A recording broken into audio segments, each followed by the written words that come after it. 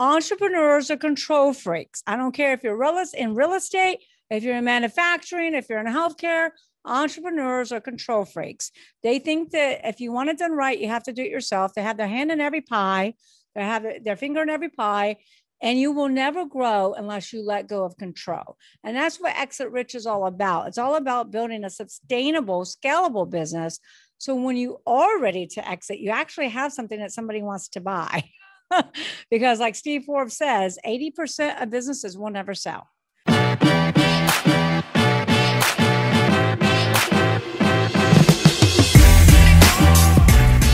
Hi, Ellis. How are you? I'm great. Oh, so glad to have you here.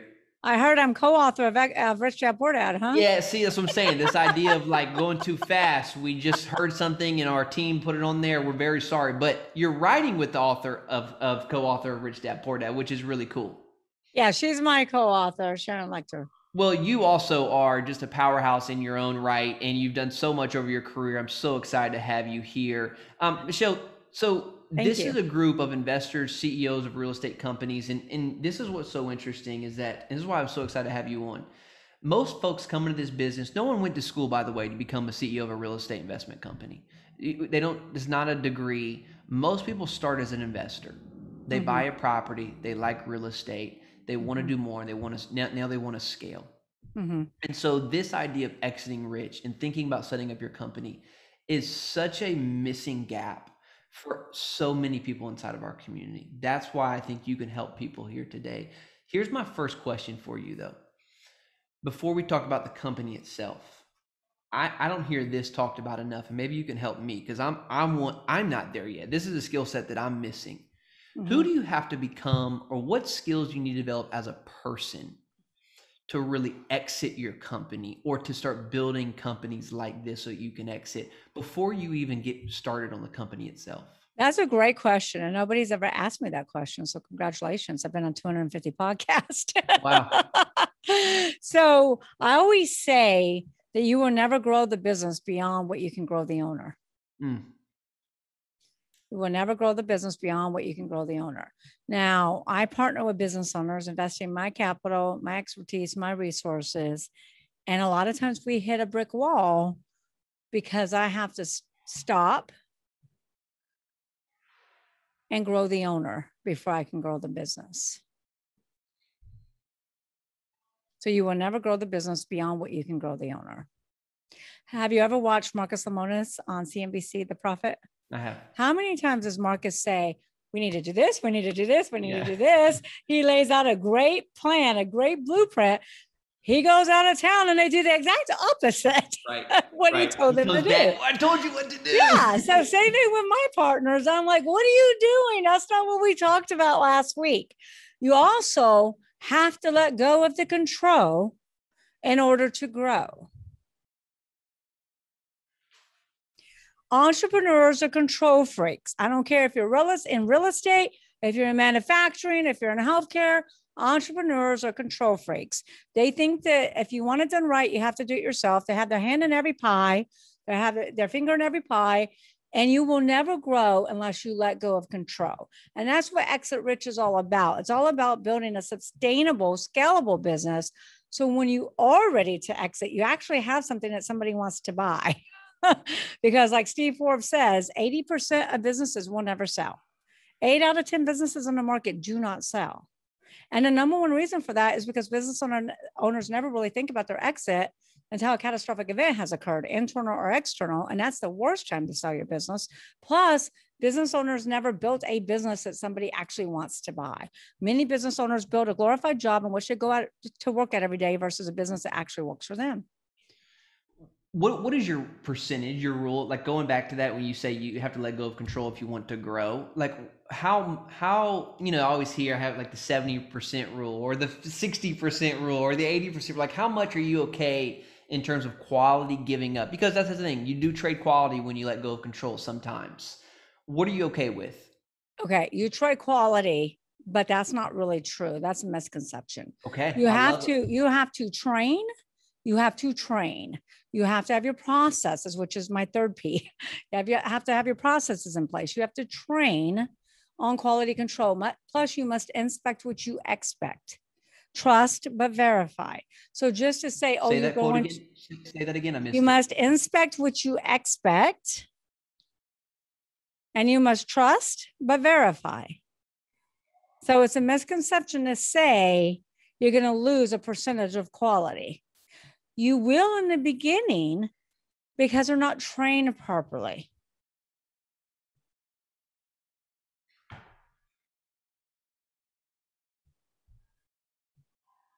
Guys, does that make sense? Oh, perfect sense.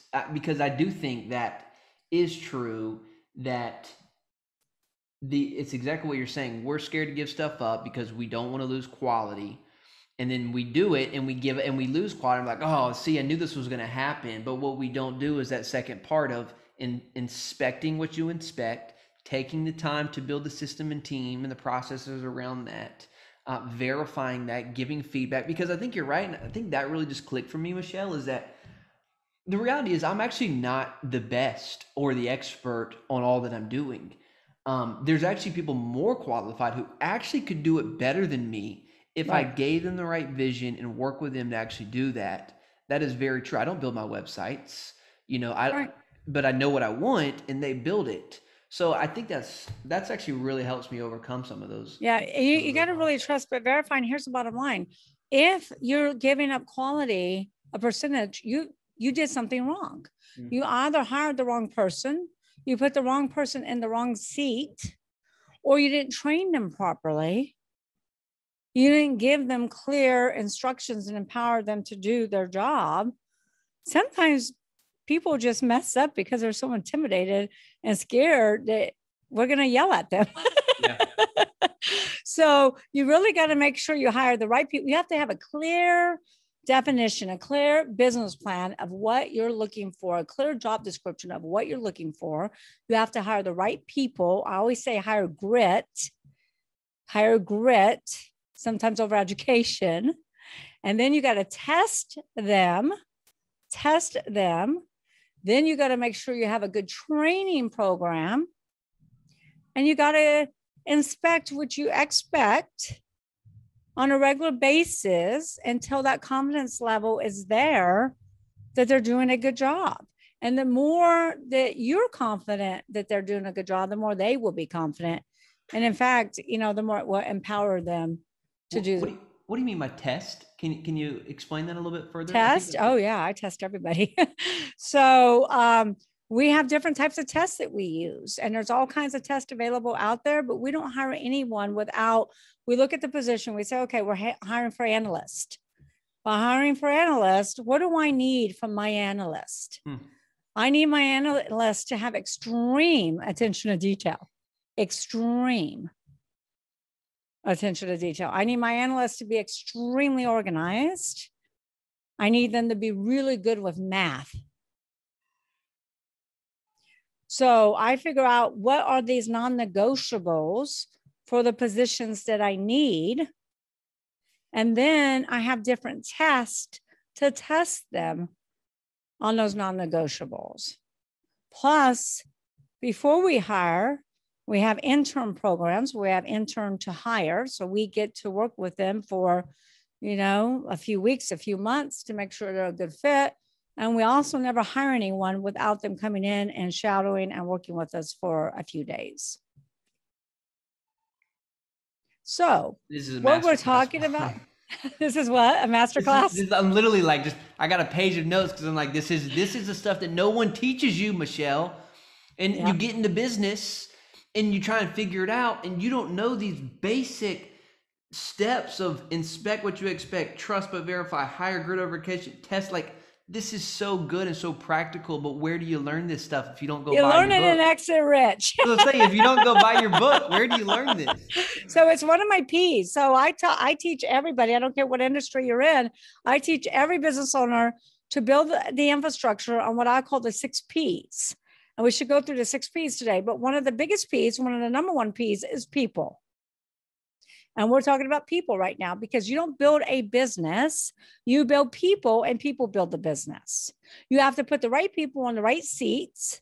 How do you do that? You do that by getting crystal clear on what you need, what your negotiables, what your non-negotiables are.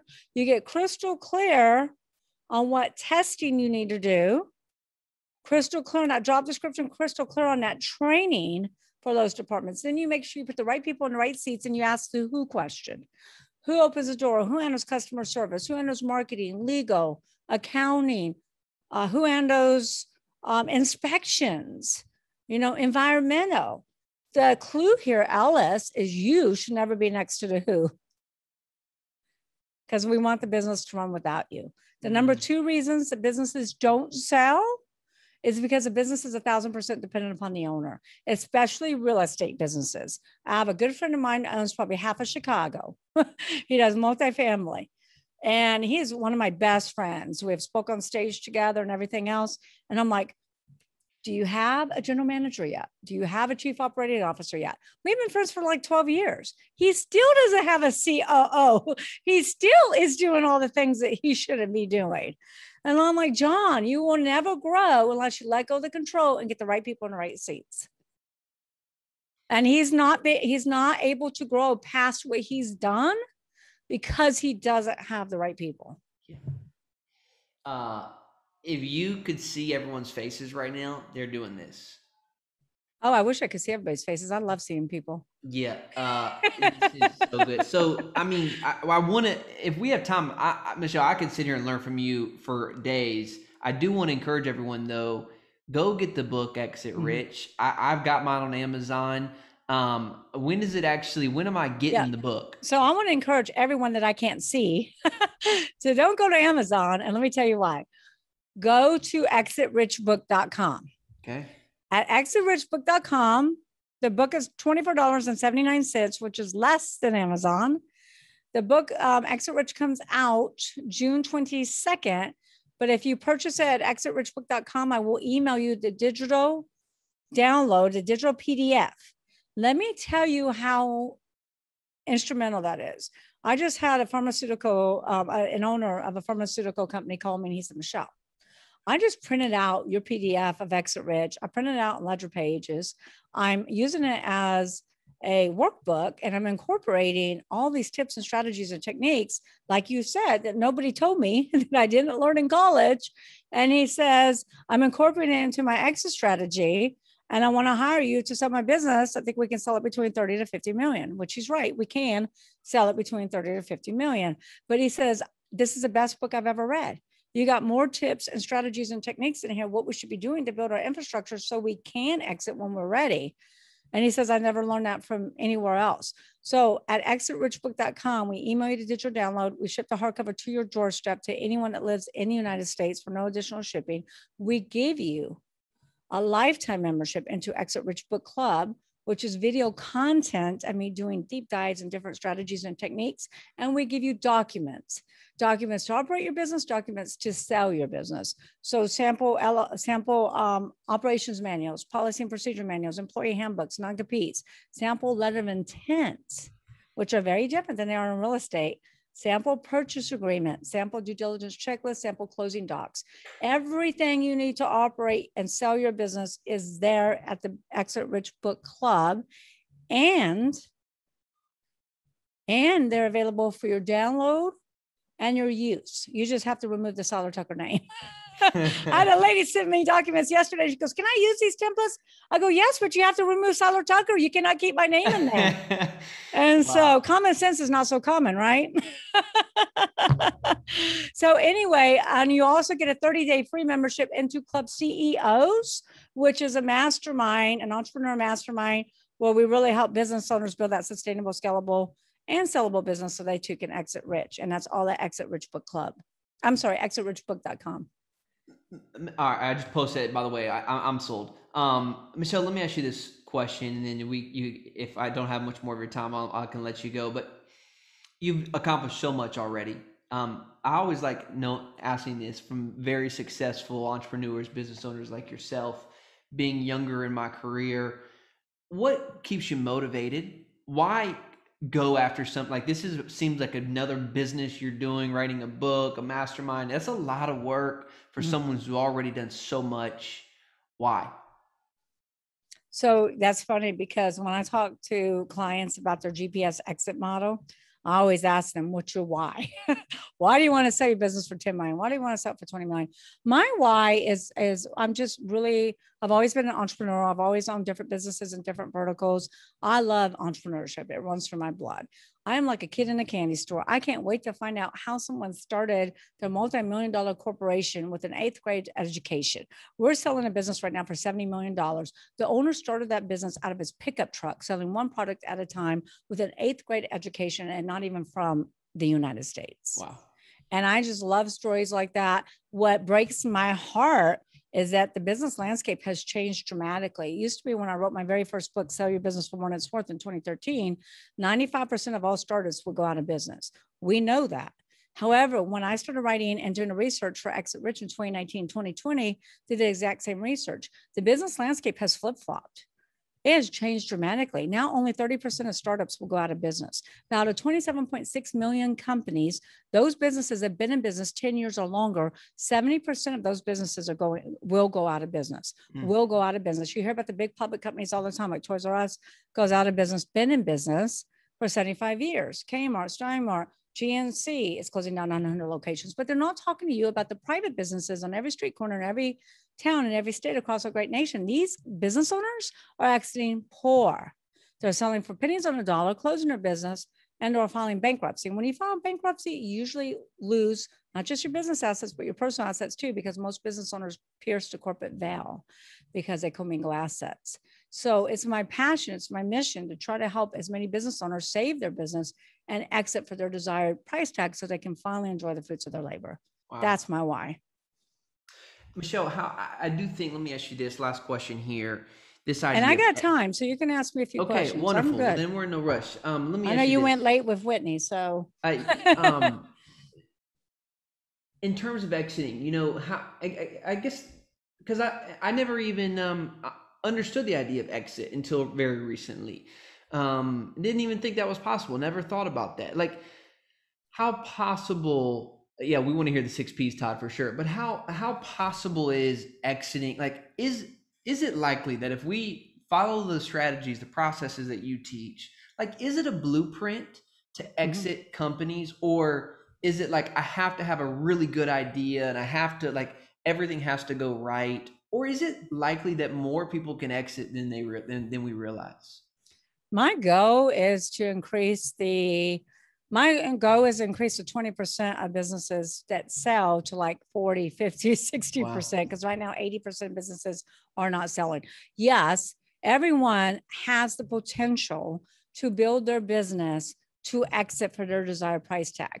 The problem, Ellis, is most business owners don't do it. Yeah. Business owners, just like you, they never thought about an exit. Yep. They've never heard about an exit, or, you know, they don't think about an exit until there's health issues or partners disputes or death or something like that, or this pandemic that we're in.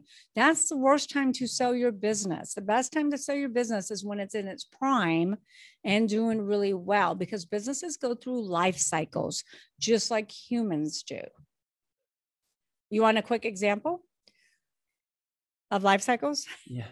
Or do you want the 6 P's? Wait, I want both. Oh, you want both? Okay. So life cycles. I'm greedy.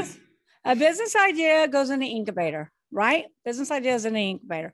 Only 5% of business ideas will make it out of the incubator. Babies go in the incubator.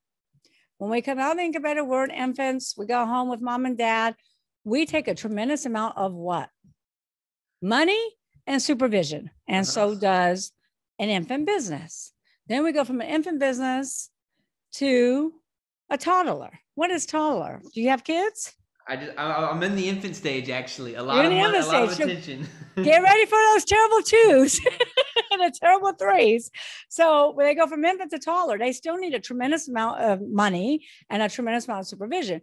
Then they go into teenage years. They don't need as much supervision, but they need a lot of money in their teenage years. Then they go from young adult. They go from teenager to young adult, where they pretty much have figured things out. They don't need as much supervision in their business. They don't need as much money. And then they go to adult. Adult is in your prime. Let me give you an example. Toys R Us, 2015, in their prime, worth $11 billion. What happens after adult, you go to senior citizen. 1 year later, Toys R Us goes to senior citizen in 2016 and files bankruptcy after being worth $11 billion. Wow. What happens after senior citizen? You die. Toys R Us died. 2 years later, closed up 1,500 locations. Wow. So businesses go through life cycles just like humans do. So you have to ask yourself, do I have an infant business? Do I have a taller business? Is it in its prime? If it's in its prime, that's when you sell. If it's in senior citizen or death, you've got to innovate. The number one reason why these businesses, 70% of these businesses are going out of business is because owners stopped doing what I call AIM. AIM. AIM is always innovate and market. Business owners stop innovating. They become complacent. I don't care what industry you're in, you always must innovate. Otherwise, you'll die. Look at Blockbuster. Yep. Toys R Us did nothing different in 75 years. They never innovated. 100%. I mean, that's exactly what we're talking about today, because the real estate industry, people like, it's such an old industry. The people that have built, even your buddy in Chicago, I would almost guarantee he owns half Chicago, but doesn't have a thought leadership platform. Like, he doesn't have a place where he. Oh, he doesn't. Like, he doesn't. You know what I'm saying? I'm going to have him listen to you. Yeah.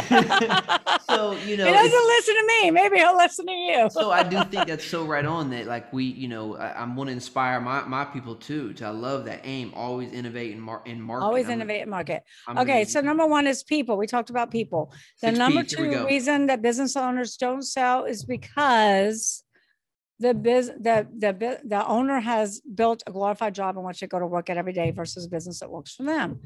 I had a dentist that came to me, been a dentist for 50 years, has no other dentist, has 3 dental hygienists. They just happen to be his daughters. So I said, look, I can sell your business, but we're not going to be able to maximize value because you are the business. And I said, the purchase price will be contingent upon you and your daughter staying on for 2 to 3 years. There will be clawbacks. There will be all kinds of things written into closing docs. And he goes, oh, no, honey, I'm not staying. I said, well, then, honey, you're not selling. Because once you leave, the patients leave. So I can't stress enough. You don't build a business. You build people, and people build the business. If you don't have an assistant, you are the assistant. And you might not be able to start out with W-2s, and that's okay. Get some subcontractors, get 1099s.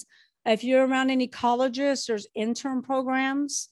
You know, I'm in between 5 different colleges, so I have a waiting list of interns who want to come here for the summer. So figure it out. You also got to know, what is my worth per hour? What is my worth per hour? Do I make $100 an hour? Do I make $1,000 per hour? And then that helps you determine what you can afford to pay for those positions, because there are A, B, and C tasks. You got to focus on your A's, delegate your B's, and never do your C's. So the next P, if you don't have any questions there. Keep rolling. This is so good. I'm just taking notes. This is awesome. I understand the people. We hear a lot about people. I want to hear the other piece. Products. So product is your industry, your service, your product. So for y'all, it's real estate, right? Yep. So product. So you have to ask yourself, is your product on the way up or on the way out? Is it dying or is it thriving? Do you have an Amazon? If you do, you should be selling. Or do you have a Blockbuster about to go bust? Now, product is where you need to innovate. Product is where you always aim. You always innovate and market. And listen, ask yourself 3 questions. Amazon did this back in the 90s. Ask yourself, what business am I in? You're not in the real estate business. You're not. It's like McDonald's. Did y'all ever watch a movie, The Founder? Love when it. They asked Ray Kroc, what business are you in? He kept saying, I'm in the restaurant business. And the gentleman said, no, you're in the real estate business. What business are y'all in? Amazon did this back in the 90s, and they asked themselves, what business are we in? And Amazon said, we're in a book selling business. We fulfill book orders. And then the second question is, what is my core competency? What do I do better than everybody else? What is our USP, our unique selling proposition? And Amazon said, we do fulfillment better than everyone else. The third obvious question is, what business should I be in? And Amazon said, we should be in a fulfillment business. We should be fulfilling orders for anyone around the world. Those 3 questions are transformational. Business owners have to get out of transactional and become transformational. Those 3 questions transform Amazon from a small book fulfillment company to multi-worldwide billion-dollar corporation. So product, here's the other thing with product. Don't put all your eggs in one profit center and one product. You need to have multiple profit centers. Like my M&A firm, we get paid off of deals. We get paid off of evals. We get paid off of mentorship programs. We get paid off of books. I get paid on speaking engagements. I have probably 10 different profit centers. That's why so many businesses failed during this pandemic, because they rely on one profit center. Yep. A restaurant relies on people to come in and eat their restaurant or take food to go. They have no e-commerce site. They have nothing else. You have to have multiple profit centers. So start thinking about your business and ask yourself, what business am I in? What do I do better than everybody else? What business should I be in? And start creating those multiple profit centers. Because real estate, what goes up must come down, right? And real estate is huge right now.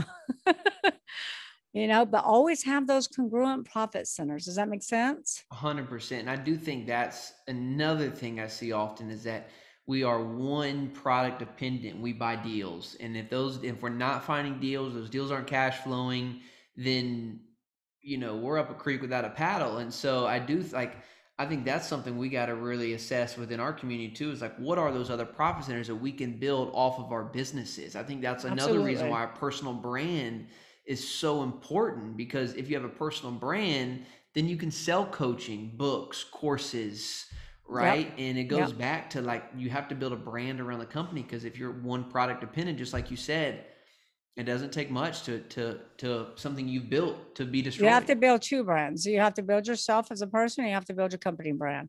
I build me, Michelle Tucker, and I build my company brand. So you have to build both. Kind of like Steve Jobs did. You always knew Steve Jobs' brand, right? But he also branded Apple. Right. So you want to brand both.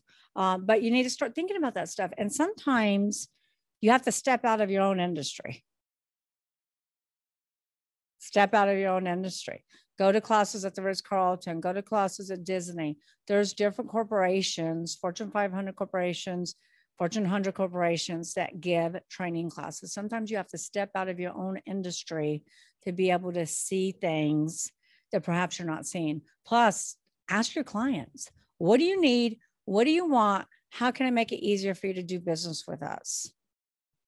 There's a real estate company, I can't tell you who because we're selling it, but they do things different than anybody else.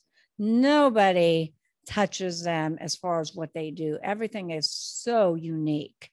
And that's what you got to do. You got to figure out, what's my core competency? What business am I in? What's my core competency? What business should I be in?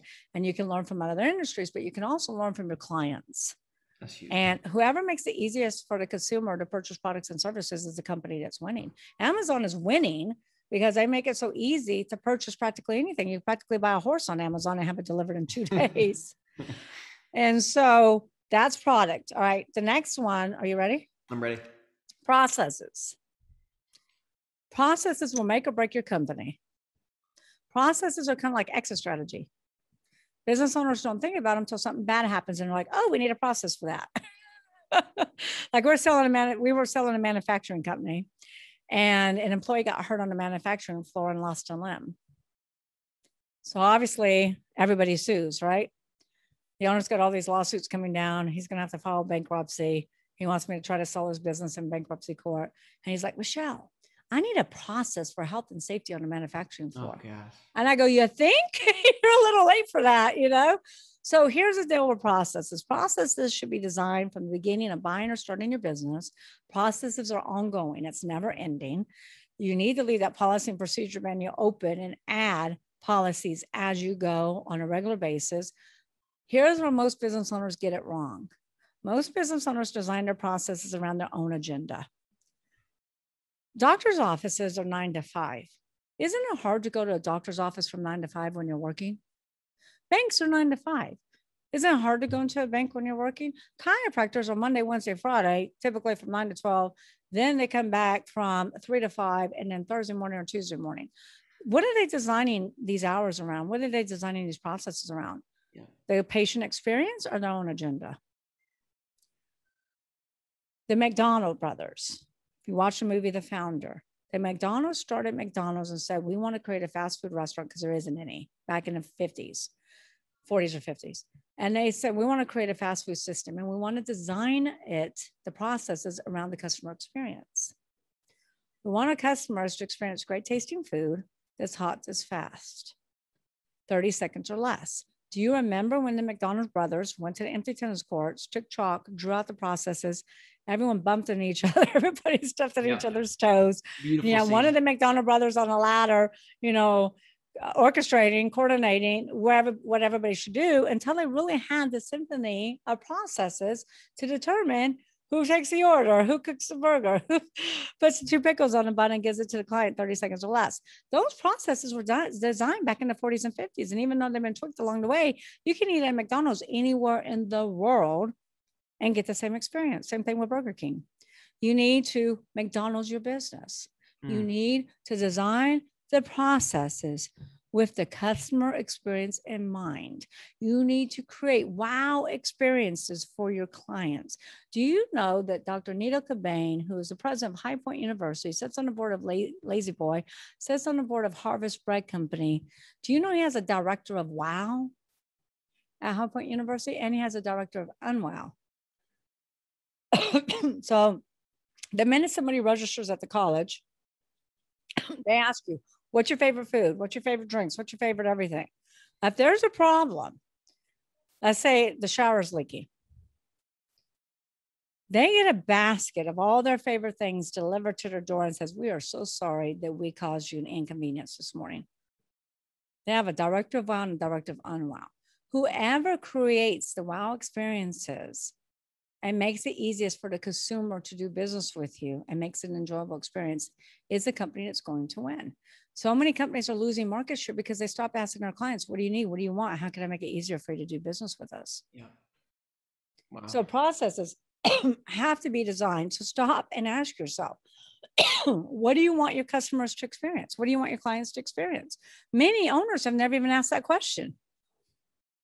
What do you want your clients to experience? And then design your processes. They need to be efficient. They need to be productive. Processes should be designed to decrease overhead, not increase. They need to be well papered. You have to have your policy and procedure manuals, SOP checklist by department, your employee handbooks, your non-competes, your contracts. And you need, one thing under people too that we didn't mention is that when you're trying to sell a business for $5, $10, $15, $20 million, you're going to have a management team. The entrepreneur is typically the visionary. You need an integrator. You need a liaison to integrate your vision to all the departments so they can bring your vision to life. And when you go to sell your business, they're going to look for all these documents. I think that's so helpful, and that's something we started doing. I'll talk so you can catch a bit of water. Yeah, I don't know what's going on with me. That's something we started doing this year. And for those who are listening, is we just have to start again. Done is better than perfect. We just opened up a Google document file, and now we started putting all of our processes and procedures. Like, hey, we did something. I'm like, hey, talk to my assistant. Put that process into another Google Doc. Title it this. So that we just start tracking things. Now, we don't have this beautiful file yet, and it doesn't say Kingdom REI, but we have a Google Doc, and at least we're starting now to build some real, like what you said, written down processes so that we could bring someone into this role later, and all they got to do is follow the steps of how do you reach out to a webinar guest? How do you, what's the follow-up process? What happens after we record the webinar? And so that's all that's been for us. Maybe you can give some feedback to Michelle is, that's just what we do now. Once we do it once, we say, okay, let's write it down. We can optimize it later, but that way we know exactly what we did step by step, and we just put it in a Google folder. So I think that's great, all except for one step. Okay. And I hope you're okay with me telling you. Oh, man, I love this. This is why we're still talking, because no one teaches me this, and this is all I ever want is just to learn. So please. Don't put it in Google. Okay. Google is not secure. You do not want your policies and procedures in Google. Do you know that I have clients that set up a Google Drive and put all their financials in there to give us their financials. It's not secure. I tell everybody, do not put stuff in Google. Go get one of those other apps. I forget the names of them, but there is one. We're working with a company right now. And everything they do is in a certain app, and I forget the name of it. It starts with an S. But everything's in there. So everybody's on track. Everybody can comment. Everybody can do this. Everybody can do that. Get it out of Google. It's not secure. That's great. That's a great word. And I'll tell them the other 2 P's because I know they want to know, but the 4th P is proprietary. So businesses, let me give you a quick crash course in valuations. Now, real estate's a little bit different, but businesses that have under $1 million in EBITDA is earnings before interest, taxes, depreciation, amortization, will trade anywhere from 1 to 3, maybe 3.5 times EBITDA, depending upon the synergies. Businesses of over $1 million EBITDA will typically go from 5 and up, again, depending upon the proprietary assets. So proprietary, the 4th P, is the #1 value driver. It can take you from a 5 to an 8 multiple, from an 8 to 10. These are synergies we're talking about. The competitors and strategics will pay a lot of money for. There's 5 types of buyers. Strategics and competitors will pay typically the highest multiple because they're buying synergies to catapult their current business to the next level. Plus, they're taking advantage of economies of scale, etc. So there's 6 pillars to proprietary. I'll do it really quickly. #1 is branding. The more well-branded you are, the more I can sell your company for, as long as your brand is relevant in the mind of the consumers. Is anybody paying any money for Blockbuster? Not anymore. Not anymore. What's the most valuable brand in the world? Apple. Apple, yes. I was going between Amazon or Apple. I was like, I think it's Apple. It's Apple. Amazon's in the top 10. Apple's worth $359 billion. That's just for the brand. That's not cash flow, inventory, assets, real estate, or anything else. That's just the brand. Trademarks are huge. Trademark your company name, trademark your podcast. Did you trademark your podcast, Ellis? Did you get a federal trademark? Got to get a federal trademark. Got to get a federal trademark. Trademark your products. We have a company right now that we're selling that has 12 different products. Each one has a federal trademark. Each one is exclusive into a retail chain. So one is exclusive to Walmart, one's exclusive to Target, one's TJ Maxx, one's Marshalls. So the bottom line is trademark, trademark, trademark. Here's the problem that most business owners, here's a mistake that most business owners make. They go to GoDaddy, they type in a name they think about, yes, they got the .com and they're all excited. And then they go to their state and they get the trademark for their state, but they never check the federal database. So you could be in business 5, 10, 15 years and all of a sudden receive a cease and desist letter. You could be operating a podcast, build up that brand, and all of a sudden receive a letter that says you got to stop using that company name. First big mistake I made in business, Michelle, was that right there. I didn't check the federal, and we were in business 6, 8 months and had to change our name. See, and you're lucky. I see a lot of clients in business 5, 10, 15 years. So make sure you go spend $1,500 to $2,000 and get that federal trademark. Also patents. If there's anything unique to what you do, get a patent on that. Just like Shark Tank always asks, do you have a patent? Do you have a patent pending? We sold a company for $18 million. It wasn't making any money, but they had 18 patents. And then contracts, any contracts you have with vendors, real estate contracts, insurance companies, manufacturing, distribution, client contracts. Let's say that you have a training course and you have contracts with your students. That's huge. Buyers will pay more money for contracts that have subscription models with reoccurring revenue. Let's say you have a membership, and a coaching membership, you have a newsletter that comes out and they're paying you, I don't know, $50 a month, whatever. Strategics will pay more money for that. But here's the mistake the business owners make with contracts. I've been doing this 20 years. My company has sold over 1,000 businesses. I have never met an owner that actually has a 2-sentence transferability clause in a contract. Be proactive. Get that 2-sentence transferability clause and says, this contract is transferable upon the new entity, because 98% of all sales are asset sales, not stock sales. If the buyer doesn't agree to a stock sale and your clients don't agree to consent to transfer, if you got thousands of clients and you can't go to all of them, your deal will fall dead in its tracks. Right. All right. Databases. Build your database, your CRM, nurture them. If your clients can be retargeted and repurposed, companies like Facebook will pay a lot of money for that. Facebook paid $19 billion for WhatsApp, and WhatsApp was hemorrhaging, but they had a synergy. They had 1 billion users. Yep. We're talking about synergies right now that strategic competitors, private equity groups will pay a lot of money for. Any type of celebrity endorsements, content. Let me talk about celebrity endorsements really quickly. We have a client that's favorite things is on Oprah. Anytime, even in real estate, if you can get a celebrity endorsement, if you can get somebody like Tony Robbins or anybody, you know, that's worth money. Strategists will pay a lot of money for that. Content is huge because that content is worth money. Your ratings on the internet is huge. That is all what we call about proprietary synergies.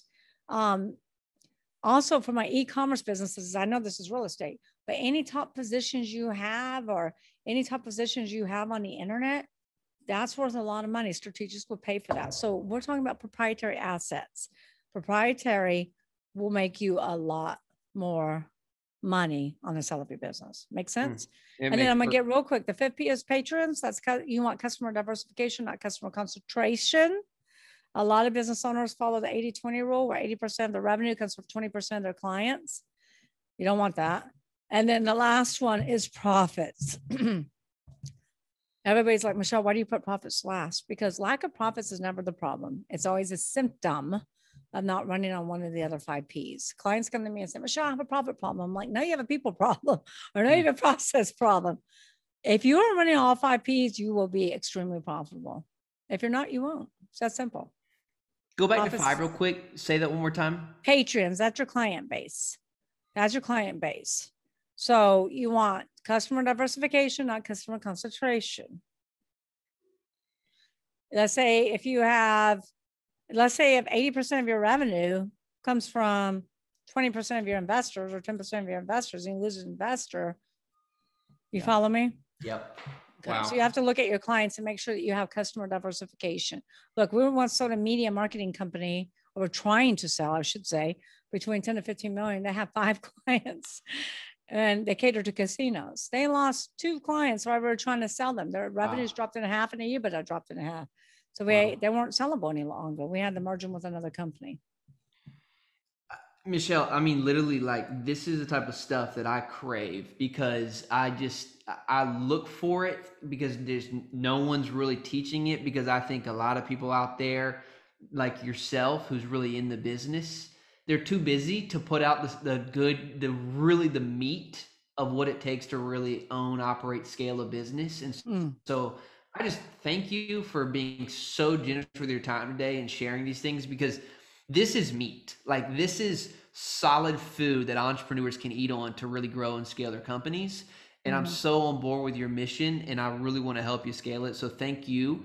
And we'll do all that we can to make sure we help grow this book. And anyone who's listening today, and we'll get this on our YouTube channel and all the things that we have, so hundreds and hundreds of people will see this, exitrichbook.com is where you want to go to really get this book, get the other resources that Michelle was talking about. Michelle, any other place where we can go to learn from you or follow you in your personal brand, your personal journey? You can go to my main website is silertucker.com. And then of course you can, thank you. Definitely buying the book, Paul. Thanks, Paul. And then you can also follow me on social media. On Facebook, it's Michelle Siler Tucker. Connect with me on LinkedIn, and I'm on Twitter. We're everywhere. Got it. Thanks, Michelle. Seriously, this is fun. I'm excited to see your journey, and hopefully maybe I will be able to meet in person one day at a future mastermind or an event. That would be really cool. Absolutely. And I'm looking forward to meeting and connecting with Ken. Yeah, thanks. I'll do it as soon as this, for sure. Okay. Thank you. Thanks again, Thank Michelle. You so much, Ellis.